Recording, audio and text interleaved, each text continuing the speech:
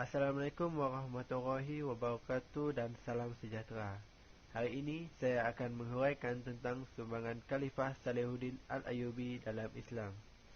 Sebelum itu, izinkan saya memperkenalkan diri. Nama saya Muhammad Fakur Razi bin Lamin dari kelas 6 semester 2 dedikasi 2021. Saya merupakan pelajar dari sekolah SMK TPDPH Norma Daro. Siapakah Salihuddin Al-Ayyubi? Nama sebenar Salihuddin Al-Ayyubi ialah Salihuddin Yusuf bin Nazmuddin Ayyub. Beliau dilahirkan pada tahun 1138 Masihi di Benteng Tikrit di wilayah Iran dan wafat pada tahun 1193 Masihi di Damsyik. Beliau berketurunan Kurdi dari kaum Quraisy suku Ruwaidah.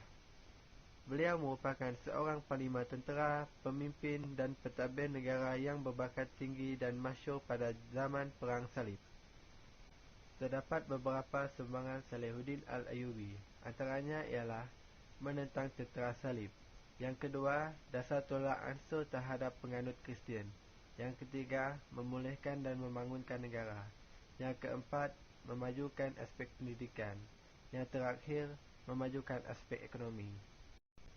Sumbangan yang pertama ialah menentang tentera Yahudi. Salihuddin Al-Ayyubi mula menyertai peperangan pada tahun 1164 Masihi apabila menyertai ekspedisi ketenteraan Syria bersama bapa saudaranya iaitu Syirkuh yang telah dihantar oleh Khalifah Nur al-Din.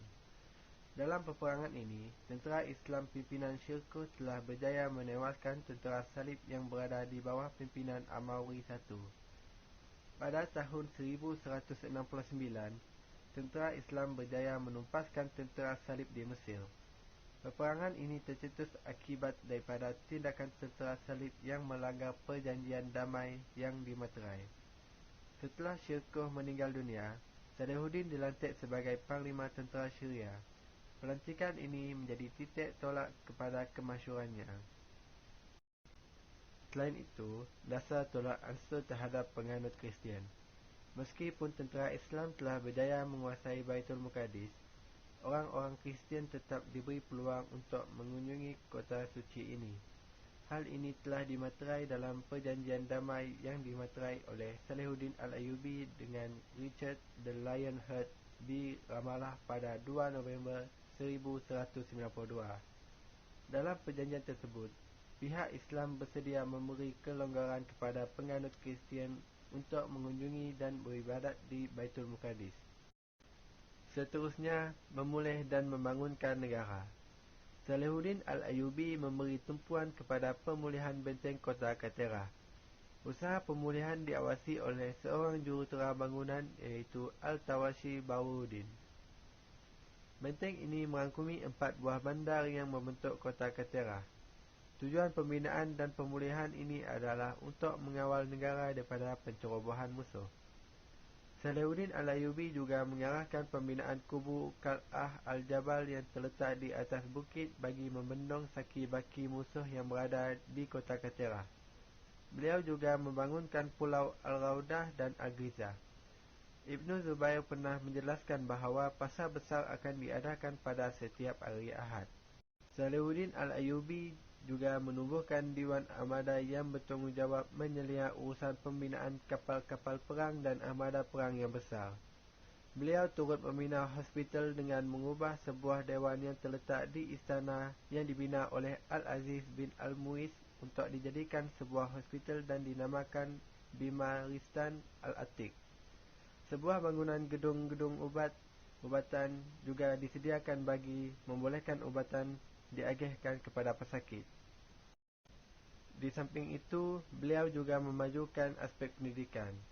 Salihuddin Al-Ayyubi telah membina banyak sekolah dan menyebut golongan para ulama dan tidak pandai ke negaranya. Beliau memperkenalkan sistem pendidikan prasekolah yang dikenali sebagai sistem Al-Khatib.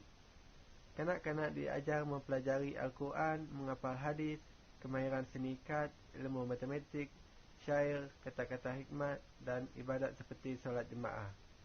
Masjid berperanan sebagai pusat pembelajaran yang penting khususnya ilmu keagamaan seperti ilmu tafsir. Masjid yang terkenal pada zamannya ialah Masjid Al-Muru Al-As Masjid Al-Azhar, Masjid Al-Tarin. Beliau sanggup mewakafkan 32 buah kedai untuk dijadikan sekolah. Malah turut membiayai gaji guru 2 kali ganda yang mengajar di sekolah yang didirikan. Beliau juga berusaha mengutamakan pendidikan berasaskan mazhab Sunni. Dan yang akhir sekali ialah memajukan aspek ekonomi. Negara pada zaman pemerintahannya memperoleh sumber pendapatan yang pelbagai seperti jizyah yang dikenakan kepada golongan bukan Islam, fidyah yang dibayar oleh tawanan perang, harta rampasan perang dan cukai tanah kazrat. Cukai-cukai yang membebankan telah dihapuskan penuh pada zaman Fatimiyah. Beliau juga menumpukan perhatian terhadap sektor pertanian dengan memberikan tumpuan kepada penyelenggaraan sistem terusan dan teknik-teknik pertanian agar berlaku peningkatan produktiviti dan mengelakkan kekurangan bekalan makanan. Beliau juga menggalakkan aktiviti perdagangan dan Mesir dijadikan pusat pertemuan para pedagang dari timur dan barat. Kesimpulannya, Salahuddin Al-Ayyubi telah banyak menyumbang dalam mempertahankan wilayah dan mengembangkan ilmu pengetahuan. Beliau sememangnya layak digelar sebagai tokoh kepimpinan yang disegani kerana mempunyai kepribadian yang bagus dan mampu meningkatkan martabat orang Islam. Sekian, terima kasih.